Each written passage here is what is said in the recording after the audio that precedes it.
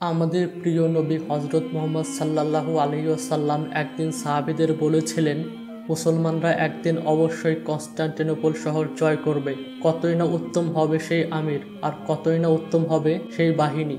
মহানবী সাল্লাল্লাহু আলাইহি ওয়াসাল্লামের এই ভবিষ্যৎবাণী শুনে সাহাবীরা অনেক অবাক হয়, কারণ সেই সময় মুসলিমদের সাম্রাজ্য শুধুমাত্র একটি ছোট্ট শহর মদিনাতে সীমাবদ্ধ ছিল। অন্যদিকে কনস্টান্টিনোপল শহরটি ছিল বাইজেন্টাইন তথা রোমান সাম্রাজ্যের রাজধানী, আর সেই সময় রোমান সাম্রাজ্য ছিল পৃথিবীর সবচেয়ে বড় পরাশক্তি বা সুপার পাওয়ার। কিন্তু আল্লাহর রাসূলের ভবিষ্যৎবাণী তো সত্যি হওয়ারই ছিল। আল্লাহর নবীর এই ভবিষ্যৎবাণীর কারণে ধীরে ধীরে মুসলিম সালতানাত যত মজবুত হতে থাকলো, মুসলমানদের হৃদয়ে ততই প্রবল হতে লাগলো কনস্টান্টিনোপল বিজয় করার ইচ্ছে, যেটা বর্তমানে তুরস্কের অর্থনৈতিক রাজধানী ইস্তানবুল। প্রত্যেক মুজাহিদের অন্তরে এই স্বপ্ন ছিল যে আমিই হব সেই আমির যার সম্পর্কে হুজুর সাল্লাল্লাহু আলাইহি ওয়াসাল্লাম ভবিষ্যৎবাণী করেছেন। মুসলমানরা বিভিন্ন সময়ে কনস্টান্টিনোপল জয় করার চেষ্টা করেছে। প্রথম প্রচেষ্টা হয়েছিল আমির মুয়াবিয়া রাদিয়াল্লাহু আনহুর সময়। সেই যুদ্ধে হুজুর আকরাম সাল্লাল্লাহু আলাইহি সাল্লামের একজন অতি প্রিয় সাহাবী হযরত আবু আইয়ুব আনসারী রাদিয়াল্লাহু আনহু শাহাদত বরণ করেন, যার কবর আজও সেখানে বিদ্যমান। মুসলিমরা হযরত হারুন আর রশিদের সময় দ্বিতীয় প্রচেষ্টা করেছিল, কিন্তু তখনও শহর জয় করা সম্ভব হয়নি। এরপরেও মুসলিমরা ধারাবাহিকভাবে কনস্টান্টিনোপল বিজয়ের চেষ্টা চালিয়ে যায়। সেই সময়ের সেলজুক সুলতান আল্প আরসালান শত্রুদের ভয়ঙ্করভাবে পরাজিত করে কনস্টান্টিনোপলের শাসককেও বন্দী করেছিলেন, তবু শহরটি জয় করা সম্ভব হয়নি। যে বিজয় অর্জন করতে শহীদ হয়েছিল অগণিত মুসলিম বীর, মহান রাব্বুল আলামিন সেই গৌরবময় বিজয় লিখে রেখেছিল মাত্র 21 বছর বয়সী এক নওজোয়ানের হাতে। আর এই সৌভাগ্যবান বিজয়ী হলেন অটোমান সুলতান দ্বিতীয় মুহাম্মদ বা সুলতান মুহাম্মদ আল ফাতিহ। তুর্কির এক যাযাবর কাবিলা, যাদের ছিল না নিজেদের কোনো স্থায়ী বসতভিটা, ঋতুর সাথে সাথে যারা বদলে নিত নিজেদের অবস্থান। সেই কাই কাবিলার নেতা এরতুগরুল গাজী ত্রয়োদশ শতাব্দীর শেষের দিকে প্রথম এই অটোমান সাম্রাজ্যের সূচনা করেন। তবে তিনি সূচনা করলেও 1299 সালে সেই সাম্রাজ্যকে প্রতিষ্ঠিত করেন তার সুযোগ্য পুত্র ওসমান গাজী, যা একদিন বিস্তার লাভ করে বিশ্বের অন্যতম বৃহৎ সাম্রাজ্যে। অটোমান সাম্রাজ্যের গদিতে বসা প্রত্যেক সুলতানেরই স্বপ্ন ছিল কনস্টান্টিনোপল বিজয় করা। 1432 খ্রিস্টাব্দের 30 মার্চ সুলতান দ্বিতীয় মুরাদের ঘর আলা করে আসে এক শিশু। সুলতান তার ছেলের নাম প্রিয় নবী হযরত মুহাম্মদ সাল্লাল্লাহু আলাইহি সাল্লামের সাথে মিল রেখে রাখেন মুহাম্মদ। ছোটবেলা থেকে শাহজাদা মুহাম্মদ ছিলেন প্রখর বুদ্ধিমান এবং প্রবল শক্তির অধিকারী। তিনি পড়ালেখাতে যেমন দক্ষ ছিলেন, ঠিক তেমনি অস্ত্র চালানোতে তার জুড়ি ছিল অকল্পনীয়। সুলতান মুরাদ তার ছোট ছেলে শাহজাদা মুহাম্মদকে নিয়ে আসেন কনস্টান্টিনোপল দেখাতে। সুলতান বলেন, লাল আপেল সবচেয়ে মূল্যবান সম্পদ, নবীর প্রতিশ্রুত ভূমি। অভেদ্য ও জয় করা প্রায় অসম্ভব এমন শহর বা দুর্গকে অটোমানরা বলতো লাল আপেল। তিনি বললেন, প্রাচীরগুলো দেখো সন্তান, শতাব্দীর পর শতাব্দী ধরে যারা কনস্টান্টিনোপল দখল করতে এসেছে, এই দেয়ালগুলোই তাদের থামিয়ে দিয়েছে, এমনকি আমাকেও। শাহজাদা মুহাম্মদ দৃঢ়কণ্ঠে বলল, বাবা, আমি সেই দেয়ালগুলো চূর্ণ বিচূর্ণ করে দেব।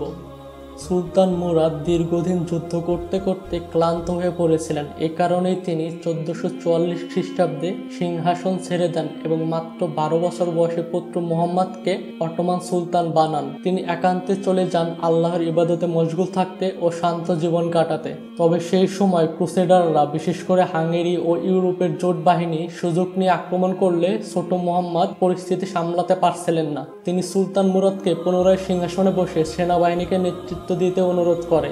প্রথমে সুলতান মুরাদ রাজি হয় না। তখন তিনি তার বাবাকে চিঠি লিখে বিখ্যাত উক্তি করেন, আপনি যদি সুলতান হন তবে এসে সেনাবাহিনী নেতৃত্ব দিন, আর যদি আমি সুলতান হই তবে আপনাকে আমি নির্দেশ দিচ্ছি সেনাবাহিনী নেতৃত্ব দিন। ফলে সুলতান মুরাদ বাধ্য হয়ে পুনরায় সিংহাসন গ্রহণ করে। তিনি সেনাবাহিনী নিয়ে যুদ্ধে অংশ নেন এবং ক্রুসেডারদের ভয়াবহভাবে পরাজিত করেন, যা ইতিহাসে ভার্নার যুদ্ধ নামে পরিচিত। এদিকে শাহজাদা মুহাম্মদ তার প্রশিক্ষণ চালিয়ে যাচ্ছিলেন। দেখতে দেখতে প্রায় 7 বছর কেটে যায়। একদিন প্রশিক্ষণের সময় শাহজাদা মুহাম্মদের কাছে খবর আসে যে সুলতান মুরাদ ইন্তেকাল করেছেন। এই খবরে মুহাম্মদ ছুটে যান রাজধানী এড্রিনে এবং পিতার মৃতদেহের সামনে শপথ করেন তার অপূর্ণ ইচ্ছে পূরণ করবে সে। এরপর 1451 সালে মাত্র 19 বছর বয়সে সুলতান মুহাম্মদ আবার অটোমান সাম্রাজ্যের সিংহাসনে আরোহণ করে। তিনি তার বাবার উজির হালিল পাশাকেই তার উজিরে আজম পদে বহাল রাখেন। দরবারে সুলতান তার সবচেয়ে কাছের দুজন বিশ্বস্ত মানুষ জাগানুস পাশা ও মাহমুদ পাশাকে উজির পদে প্রতিষ্ঠিত করে। এদিকে শাহজাদা মুহাম্মদের সুলতান হওয়ার খবর কনস্টান্টিনোপল সহ পার্শ্ববর্তী সব রাজ্যে পৌঁছে যায়। কনস্টান্টিনোপলের সিংহাসনে তখন রোমান সম্রাট দশম কনস্টান্টিন। মুহাম্মদের সিংহাসনে বসার কথা শুনে সম্রাট কনস্টান্টিনের গ্র্যান্ড ডিউক চিন্তিত হন, কিন্তু বাকি সবার সদস্যরা হাসাহাসি শুরু করে, কারণ মুহাম্মদের উপর সিংহাসন থেকে বেদখল হওয়ার একটি কলঙ্ক লেগে আছে। এর জন্য মুহাম্মদের নিজের রাজ্যের লোকেদেরও তার উপর সন্দেহ ছিল যে তিনি আদৌ এই সাম্রাজ্যকে সামলাতে পারবেন কিনা। উরবান নামক একজন হাঙ্গেরিয়ান খ্রিস্টান কামান নির্মাতা সম্রাট কনস্টান্টিনের কাছে আসলেন। তিনি প্রস্তাব দিলেন একটি বিশাল কামান বানানোর। এত বড় অস্ত্র পৃথিবী কখনো দেখেনি। তার নতুন কামান কনস্টান্টিনোপলকে অটোমান বাহিনীর আক্রমণ থেকে রক্ষা করতে সাহায্য করবে। কিন্তু সম্রাট কনস্টান্টিন তাকে তাচ্ছিল্য করলেন। তিনি বললেন তার প্রস্তাবিত অর্থ অনেক বেশি, সে তাকে সেই পরিমাণ অর্থ দিতে পারবে না। এরপর কনস্টান্টিন তরুণ সুলতান মুহাম্মদকে চাপে ফেলার জন্য একটি কৌশল করেন। কনস্টান্টিনোপলে অটোমান সাম্রাজ্যের আরেক শাহজাদা ওরহান অনেক দিন ধরে বন্দী ছিলেন। ওরহান ছিল শাহজাদা মুহাম্মদের চাচাতো ভাই। সে অনেকদিন আগে যুদ্ধ করতে গিয়ে বন্দী হয়েছিলেন। বন্দিত্বের সময় তাকে নিরাপদে রাখা হয়েছিল যাতে অটোমানদের চাপে রাখা যায়। ওরহানকে নিরাপদে রাখা এবং তার ভরণ পোষণের জন্য কনস্টান্টিন অটোমানদের থেকে প্রতি মাসে বিশাল পরিমাণ অর্থ নিতেন। এবার সম্রাট কনস্টান্টিন সুলতান মুহাম্মদকে সেই খাজনার পরিমাণ দ্বিগুণ করার জন্য চিঠি লিখেন। কিন্তু সুলতান মুহাম্মদ এখন আর আগের মতো ছোট ছিলেন না। তিনি দ্বিগুণ খাজনা পাঠানোর পরিবর্তে খাজনা পাঠানোই বন্ধ করে দেন। এতে হালিল পাশা ক্ষুব্ধ হয়। তিনি চেয়েছিলেন রোমানদের সাথে শান্তি বজায় রাখতে। অন্যদিকে এতে ক্ষুব্ধ হয় সম্রাট কনস্টান্টিন। তিনি শাহজাদা ওরহানকে সুলতান বানানোর প্রলোভন দেখিয়ে তার সাথে মিলে ষড়যন্ত্র করেন। সে শাহজাদা ওরহানকে দিয়ে বিদ্রোহী বেওলিকদের কাছে চিঠি লেখায় যে সে এবং কনস্টান্টিনোপল বেওলিকদের সমর্থন করবে যদি তারা শাহজাদা ওরহানকে সুলতান হিসেবে সমর্থন দেয়। সেই চিঠিতে ষড়যন্ত্র করে হালিল পাশার নাম লিখে দেওয়া হয় যেন বিদ্রোহীরা বুঝে সুলতানের প্রাসাদেও তাদের সমর্থন আছে। তারপর এই চিঠি বেওলিক নেতার কাছে পাঠানোর জন্য সৈন্য প্রেরণ করা হয়। কিন্তু সুলতান মুহাম্মদ রোমানদের থেকেও সবসময় এক কদম বেশি এগিয়ে থাকতেন। তিনি তাদের উপর নজরদারি করার জন্য গুপ্তচর রেখেছিলেন। গুপ্তচরের কাছ থেকে চিঠির খবর জানার পর সুলতানের একান্ত সেনাপতি তার কিছু সেনা নিয়ে সেই সৈন্যদের উপর আক্রমণ করে। তাদেরকে হত্যা করে নিহত সৈন্যদের থেকে সুলতানের বিরুদ্ধে উস্কে দেওয়ার জন্য লেখা সেই চিঠি উদ্ধার করে। এরপর সেনাপতি হুসাইন সেই চিঠি সুলতান মুহাম্মদকে দেন। চিঠি হাতে পাওয়ার পর চিঠির ভিতরে লেখা দেখে সুলতানের মনে আগুন জ্বলতে থাকে, কিন্তু তিনি তখন সেটা প্রকাশ করেন না। সুলতান মুহাম্মদ দরবারে ফেরার পর দরবারের সদস্যদের মাঝে বেওলিক বিদ্রোহীদের নিয়ে তর্ক লেগে যায়। উজির জাগানুস পাশার মতে এই বিদ্রোহীদের যুদ্ধ করে তাদের একদম শেষ করে দেওয়া উচিত, কিন্তু উজিরে আজম হালিল পাশা আবার তাদের সাথে সমঝোতা করার পক্ষে। এদিকে বেওলিক বিদ্রোহীর নেতাকে সুলতানের দরবারে হাজির করা হয়। সুলতান সবাইকে বেরিয়ে যেতে বলে তার সাথে একান্ত কথা বলে। সুলতানকে দেখে সে ভয়ে কাবু হয়ে যায়। সে কসম কাটে মৃত্যুর আগ পর্যন্ত সে সুলতানের বিরুদ্ধে যাবে না। সুলতান তাকে তখন মুক্ত করে দিয়ে বলে যদি সে কসম ভঙ্গ করে তবে তার মৃত্যু সুলতানের হাতেই হবে।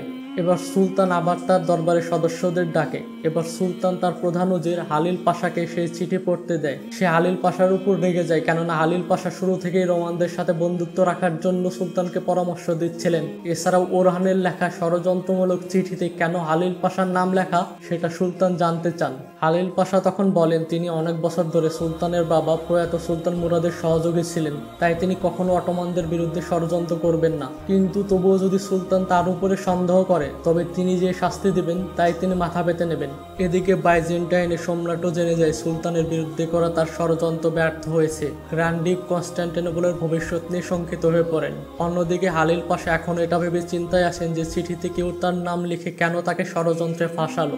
এমন সময় সুলতানের প্রহরী এসে জানায় সুলতান তার সাথে দেখা করতে চায়। হালিল পাশার স্ত্রী অনেক ভয় পেয়ে যায়, কারণ অটোমানদের ইতিহাসে এভাবে গভীর রাতে ডেকে এনে অনেক লোককে মৃত্যুদণ্ড দেওয়ার নজির রয়েছে। হালিল পাশা আল্লাহর উপর ভরসা রেখে শঙ্কিত মনে দেখা করতে আসেন সুলতানের সাথে। সুলতান প্রথমে তাকে পানি পান করতে বলে। এরপর সুলতান জানান তার সাথে তার বিরোধ আছে ঠিকই, কিন্তু তিনি কখনোই হালিল পাশার বিশ্বাসযোগ্যতার উপরে সন্দেহ পোষণ করেননি। সুলতান মুহাম্মদ হালিল পাশাকে তার পায়ের নিচে রাখা মানচিত্র দেখিয়ে বলেন আমি লাল আপেল চাই, আপনি আপনি কি আমাকে সমর্থন দিবেন? হালিল পাশা সুলতানের প্রস্তাবে সম্মতি জ্ঞাপন করে। সুলতান তার সৈন্যদের বসফরাসের তীরে কনস্টান্টিনোপলের সীমানায় একটি বিশাল দুর্গ তৈরি করার নির্দেশ দেন, যেন কনস্টান্টিনোপলে যাতায়াত করা সকল জাহাজের উপর নজরদারি এবং নিয়ন্ত্রণ করতে পারেন। সুলতান নিজে নিয়মিত এই দুর্গের কাজ পর্যবেক্ষণ করতে থাকেন। এই খবর শুনে সম্রাট কনস্টান্টিনের মাথায় আকাশ ভেঙে পড়ে, কারণ সে বুঝতে পারে এই দুর্গ তৈরির উদ্দেশ্য হচ্ছে ভবিষ্যতে সুলতান কনস্টান্টিনোপল আক্রমণ করবেন। সম্রাট কনস্টান্টিন সুলতানের কাছে একটি চিঠি লেখেন, যেখানে লেখা ছিল, সুলতান মোহাম্মদ যদি দুর্গ নির্মাণ বন্ধ না করে তাহলে সুলতানকে এড্রিনের গদি থেকে সরিয়ে ওরহানকে সেখানে বসানো হবে। সুলতান এই হুমকি ভরা চিঠি পেয়ে দমে তো যায় না, বরং আরো পুরো দমে দুর্গ নির্মাণের আদেশ দেন। এই খবর জানতে পেরে সম্রাট কনস্টান্টিন প্রচন্ড রেগে যায়। সে প্রচন্ড হতাশ হয়ে পড়ে। সে পোপ ও ইউরোপের খ্রিস্টানদের কাছে সহায়তা চায়। এদিকে প্রত্যাখ্যাত হয়ে হতাশ আরবান আসলেন সুলতান মুহাম্মাদের কাছে। সে সুলতানকে একই প্রস্তাব দিল। সুলতান প্রস্তাবটি শুনে বললেন, যদি তোমার তৈরি কামান কনস্টান্টিনোপলের দেয়াল ভাঙতে সক্ষম হয়, তবে তুমি যা অর্থ চেয়েছো আমি তার 3 গুণ অর্থ তোমাকে দেব। নির্দিষ্ট দিনে আল্লাহর কাছে প্রার্থনা করে কামান বানানোর কাজ শুরু হয়। এরপর ওরবান সুলতানের সহায়তায় পৃথিবীর সবচেয়ে বড় ও শক্তিশালী কামান তৈরি করে, যেই কামানটির নাম ব্যাসিলিকা। অন্যদিকে পোপ জেনোয়ার সেনাপতি জিওভানি জাস্টিনিয়ানিকে প্রায় 700-800 সেনা ও কয়েকটি নৌযান সহ কনস্টান্টিনোপল রক্ষায় পাঠান। তখন বাইজেন্টাইন সম্রাট তার প্রজাদের সামনে ঘোষণা করে অটোমানরা তাদের উপর হামলা করতে চলেছে। সমস্ত বাইজেন্টাইন সৈন্যরা যুদ্ধের জন্য প্রস্তুত হয়। সমস্ত রণপ্রস্তুতি সম্পন্ন করে 1453 সালের 6 এপ্রিল সুলতান মোহাম্মদ ফাতিহ কনস্টান্টিনোপলের অদম্য প্রাচীরের সম্মুখে এসে উপস্থিত হন। যুদ্ধ শুরু হওয়ার আগে সম্রাট কনস্টান্টিন সুলতানের সাথে সাক্ষাৎ করতে আসেন। তিনি বলেন, আমি তো সুলতানের আপ্যায়নের জন্য প্রস্তুতি নিচ্ছিলাম, কিন্তু সুলতান যেন প্রত্যাশার চেয়েও বেশি অতিথি নিয়ে এসেছেন। জবাবে সুলতান বলেন, যুদ্ধ শেষ হলে আমি নিজ হাতে আপনাকে কনস্টান্টিনোপলে আপ্যায়ন করতে চাই। তখন সম্রাট গম্ভীরভাবে উত্তর দেন, তাহলে প্রস্তুত হন, কনস্টান্টিনোপলের এই দুর্ভেদ্য প্রাচীর আপনার জন্য অপেক্ষা করছে। কনস্টান্টিনোপল জয় করা প্রায় অসম্ভব ছিল, কারণ শহরের প্রতিরক্ষা ব্যবস্থা ছিল অত্যন্ত শক্তিশালী। শহরটি 3 দিক দিয়ে জলবেষ্টিত, আর বাকি একদিক ছিল স্থলভাগ। চতুর্দিকে প্রাচীর দিয়ে সুরক্ষিত ছিল, তাই আক্রমণের একমাত্র পথ ছিল স্থলপথ। শহরের ভেতরের দিকে ছিল একটি ছোট্ট বন্দর, যার নাম গোল্ডেন হর্ন। এই বন্দরে প্রবেশ করা ছিল কার্যত অসম্ভব। বন্দরের প্রবেশপথে 2টি দুর্গের মাঝে টানানো ছিল এক বিশাল লোহার শিকল। শত্রুদের কোনো জাহাজ যদি প্রবেশের চেষ্টা করত, সঙ্গে সঙ্গে সেই শিকল টেনে উপরে তোলা হতো, ফলে জাহাজের তলা শিকলে আটকে ছিন্নভিন্ন হয়ে যেত এবং জাহাজটি ডুবে যেত। সুলতানের নৌবাহিনী শিকলের অপর পাশে সমুদ্রে অবস্থান করছিল, আর এদিকে স্থলপথে ছিল 5 স্তরের সুরক্ষিত দুর্গ প্রাচীর। এই প্রাচীর ছিল দুর্ভেদ্য। বিরাট বিরাট দামামা বাজিয়ে যুদ্ধ শুরুর পর সুলতানের পক্ষ থেকে কামান দিয়ে প্রথম আক্রমণ করা হয়। সেনাপতি জাস্টিনিয়ানির নেতৃত্বে তীরন্দাজ বাহিনী সদর দরজার মুখ রক্ষার জন্য অবস্থান নিয়েছিল। সুলতানের সৈন্যরা সেদিকে তীরের বৃষ্টি চালালে তারা সবাই ঢাল নিয়ে বসে পড়ে, কিন্তু তারপরও তীরের আঘাতে কিছু রোমান সৈন্য প্রাণ হারায়। এবার সুলতান মোহাম্মদ তার সেই ব্যাসিলিকা কামান ব্যবহারের নির্দেশ দেন। ব্যাসিলিকা কামান নিমেষেই কনস্টান্টিনোপলের দেওয়ালের এক অংশ চুরমার করে দেয়। এটা দেখে অবাক হয়ে যায় রোমানরা, কিন্তু এই কামানে একটা সমস্যা ছিল। একবার গোলা নিক্ষেপের পর পরবর্তী গোলা নিক্ষেপ করতে 3 ঘন্টা সময় লাগতো। তাই সুলতানের সৈন্যরা দেয়ালের ভাঙা অংশের দিকে ঘোড়া নিয়ে ছুটে যায়। এই সুযোগে জাস্টিনিয়ানির তীরন্দাজ বাহিনী সুলতানের সেনাদের উপর প্রচন্ড এক তীরের বৃষ্টি নিক্ষেপ করে। এই তীরের আঘাতে সুলতানের প্রচুর সৈন্য মারা যায়, কিন্তু তারপরেও বাকিরা বিরাট এক গাঁট নিয়ে সদর দরজা ভাঙার চেষ্টা করে, আর কিছু সৈন্য দেয়াল বেয়ে উপরে ওঠার চেষ্টা করে। সেখানে তাদের সাথে প্রাচীরের প্রহরীদের ব্যাপক যুদ্ধ লেগে যায়, কিন্তু নিচ থেকে উপরে ওঠার সময় বেশি হতাহত হয় সুলতানের সৈন্যরাই। দরজা ভাঙার চেষ্টা যারা করছিল তাদের উপর বাইজেন্টাইন সৈন্যরা কামান এবং গোলার আগুন দিয়ে হামলা করে বসে। এর কারণে সুলতান মোহাম্মদের আরো বেশ কিছু সৈন্য মারা যায়। অপরদিকে কামানের পরবর্তী গোলা নিক্ষেপে 3 ঘন্টা ব্যবধান থাকায় কনস্টান্টিনোপলের সৈন্যরা এর মাঝে তাদের প্রাচীরের ভাঙা অংশ মেরামত করে ফেলে, এবং সেদিন এভাবে যুদ্ধ শেষ হয়। রাতে সুলতান তার প্রাসাদের কাছ থেকে জানতে পারে যে যুদ্ধে তাদের বহু সৈন্য মারা গেলেও তারা কনস্টান্টিনোপলের দেওয়ালে তেমন কোনো ক্ষতিই করতে পারেনি। এই কথা শোনার পর সুলতান তখন দেওয়ালের নিচে সুড়ঙ্গ খনন করে দেওয়ালে ধস নামিয়ে দেওয়ার পরিকল্পনা করেন। সৈন্যরা সুলতানের আদেশে সেখানে গিয়ে সুড়ঙ্গ ঘুরতে থাকে, কিন্তু হঠাৎ সুড়ঙ্গের একদিকে ধস নামতে শুরু করলে তারা সেদিক থেকে পালাতে শুরু করে। তখন বাইজেন্টাইনরা টের পায় যে অন্য পাশ থেকে সুড়ঙ্গ ঘোরা হচ্ছে। তখন তারা বিপরীত পাশ থেকে সুড়ঙ্গের মুখে ঢুকতে থাকলে সুলতানের সৈন্যরা বুঝে গিয়ে সেখান থেকে পালিয়ে যায়। জাস্টিনিয়ানি সেখানে এসে বিরাট বিরাট তেলের ড্রাম দেখতে পেলে সে ওই ড্রামগুলো সবগুলোতে আগুন লাগিয়ে দিয়ে পুরো সুড়ঙ্গটা ধসিয়ে দেয়। সুড়ঙ্গ করার ব্যর্থ চেষ্টার পর সুলতান মোহাম্মদ হুসাইনকে তার বিশেষ তীরন্দাজ বাহিনী নিয়ে জোরে সোরে হামলা করার নির্দেশ দেন। সুলতানের সৈন্যরা হুসাইনের নেতৃত্বে এবার প্রাচীরের অনেক কাছে পৌঁছে যায়, কিন্তু জাস্টিনিয়ানি প্রাচীরের ওয়াচটাওয়ারের উপর থেকে তাদের উপর অগ্নিতীর দিয়ে হামলা চালায়। দেওয়ালের উপর থেকে তেল ঢেলে দিয়ে অগ্নিতীর মেরে সুলতানের বেশ কিছু সৈন্যকে তারা পুড়িয়ে মারে। কিছু সৈনিক যদিও ভিতরে ঢুকতে পারে, তবুও তাদেরকে শত্রু সৈন্যরা শেষ করে দিতে থাকে। এদিকে প্রাচীরের একপাশে হুসেন তখনও তীরন্দাজদের নিয়ে হামলা করে যাচ্ছিল। জাস্টিনিয়ানি হুসেনের দিকে একটি তীর নিক্ষেপ করলে সেটা হুসেনের বুকে গিয়ে লাগে, কিন্তু বর্ম পরে থাকার কারণে হুসেন বেঁচে গেলেও সেদিন তার অনেক সৈন্য নিহত হয়। এভাবে যুদ্ধের 1 মাস চলে যায়, কিন্তু তখনও সুলতানের সৈন্যরা কনস্টান্টিনোপলের কিছুই করতে পারেনি। উল্টো সুলতানেরই অনেক ক্ষয়ক্ষতি হয়ে গেছে। অন্যদিকে কনস্টান্টিনোপলের অবরোধ চলাকালে 4টি বড় জাহাজ খাদ্য, বস্ত্র ও সাহায্য সামগ্রী নিয়ে সুলতান মোহাম্মদের নৌবাহিনীকে ফাঁকি দিয়ে গোল্ডেন হর্নে প্রবেশ করে। সেই আনন্দে কনস্টান্টিনবাসীরা রাতে পার্টি করছিল। এদিকে সুলতান মোহাম্মদের শিবিরে তখন করুণ অবস্থা। আহত সৈনিকদের আর্তনাদে আকাশ বাতাস ভারী হয়ে উঠেছে। এর উপর ওস্তাদ ওরবান নতুন কামান পরীক্ষা করতে গিয়ে আহত হয়ে পড়েন। রাতে হালিম পাশা বললেন, এখনই আমাদের পিছু হতে হবে। তবে সুলতান দৃঢ়কণ্ঠে বললেন, আবার আক্রমণ করব। আতঙ্কে পাশা বললেন, এখন হাতে আছে কেবল জানিসারিরা, তারা ব্যর্থ হলে আমাদের আর কোনো সেনা অবশিষ্ট থাকবে না। সুলতান বললেন, তাদেরই পাঠাও। পাশা বললেন, এটা পাগলামি। সুলতান ঠান্ডা স্বরে বললেন, আমার পথ থেকে সরে দাঁড়াও বৃদ্ধ। এরপর পাশারাও নিজেদের মাঝে তর্ক শুরু করে, কিন্তু তখন সুলতানের কাছের লোক জাগানুস পাশা বলে, যদি কেউ এখান থেকে পিছু হটার কথা বলে তবে তার শাস্তি হবে মৃত্যুদণ্ড। অন্যদিকে সুলতান যুদ্ধের এই অবস্থা দেখে মানসিকভাবে অনেক ভেঙে পড়েন। হতাশ হয়ে তিনি 2 দিন ধরে নিজের তাঁবুতে নিজেকে বন্দী করে রেখেছেন, কারোর সাথে দেখা করছেন না। এসব দেখে সৈনিকদের মধ্যেও যুদ্ধ নিয়ে প্রচুর দ্বিধাদ্বন্দ্ব আর মনোবলে ঘাটতি দেখা যায়। তখন পাশারা বাধ্য হয়ে সুলতানের প্রধান ধর্মীয় শিক্ষক অক্সে মুস্তাফাকে যুদ্ধের ময়দানে নিয়ে আসেন। সে এসে সুলতানকে জিজ্ঞেস করে কেন তিনি এত হতাশ হয়ে পড়েছেন। সুলতান তখন বলে, প্রায় 1.5 মাস হলো তার ফৌজ এখানে আছে, অথচ তারা কিছুই করতে পারেনি, উল্টো তারা প্রচুর ক্ষতির সম্মুখীন হচ্ছে। অক্সে তখন সুলতানকে হজরত আবু আয়ুবী রাদিয়াল্লাহু আনহুর কবরের সামনে নিয়ে যায়। ইনি নবীর সেই অতি প্রিয় সাহাবা।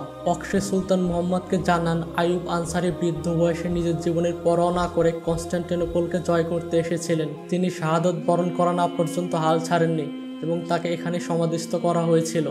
অক্সের এই কথাগুলো শুনে সুলতানের মনে নতুন করে সাহস ও উদ্দীপনা জাগে। তিনি আবারও যুদ্ধের শপথ নেন। এরপর সুলতান মোহাম্মদ এমন একটি কৌশল করলেন যা এর আগে কেউ কল্পনা পর্যন্ত করতে পারেনি। কনস্টান্টিনোপলের 3 দিকে পানি এবং প্রাচীর বেষ্টিত হওয়ায় নৌপথে তাদের উপর আক্রমণ করা ছিল অসম্ভব। তার উপরে গোল্ডেন হর্নে তারা বড় বড় শিকল দিয়ে আটকে রেখেছিল। রাতের অন্ধকারে তিনি নির্দেশ দিলেন নৌযানগুলোকে স্থলপথে সরানো হবে। সমুদ্র থেকে কাঠের উপর চর্বি মেখে জাহাজগুলোকে টেনে উপরে তোলা হলো। তারপর স্থলপথে কাঠ বিছিয়ে তাতে চর্বি লাগিয়ে তার উপর দিয়ে প্রায় 80টি জাহাজকে টেনে টেনে এগিয়ে নিয়ে যাওয়া হলো। প্রায় 3 কিলোমিটার দূরত্ব পেরিয়ে জাহাজগুলো পৌঁছালো গোল্ডেন হর্নে, শহরের বন্দরে, শত্রুর চোখ ফাঁকি দিয়ে। এরপর সুলতান মোহাম্মদ তার সেনাদের উদ্দেশ্যে একটি জ্বালাময়ী ভাষণ দিলেন। সুলতান বলে, 23টি সেনা দল এই শহর দখল করতে এসেছিল, কিন্তু সবাই ব্যর্থ হয়েছে। আমার নিজের পিতাও এই প্রাচীরের সামনে থেমে গিয়েছিলেন, যেমন থেমে গিয়েছিল তোমাদের অনেকের পিতা যারা তার সাথে যুদ্ধে এসেছিল। আজ রাতে আমরা তাদের প্রতিশোধ নেব। আমাদের নবী বলেছেন, অবশ্যই তোমরা কনস্টান্টিনোপল জয় করবে। কতই না উত্তম সেই আমির, আর কতই না উত্তম সেই বাহিনী।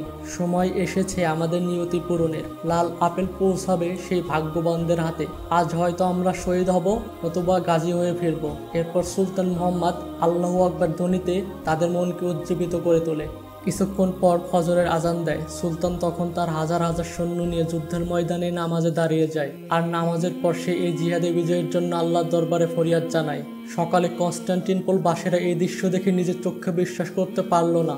তারা বুঝতে পারল না এত জাহাজ গোল্ডেন হর্ন পেরিয়ে কিভাবে এলো। এই দৃশ্য দেখে লোকজন আতঙ্কিত হয়ে ছোটাছুটি শুরু করলো। নামাজ শেষে সব সৈন্যরা আল্লাহু আকবার বলে ঝাঁপিয়ে পড়ে দুনিয়ার সবচেয়ে সৌভাগ্যবান যুদ্ধে নিজেকে বিলিয়ে দেওয়ার জন্য।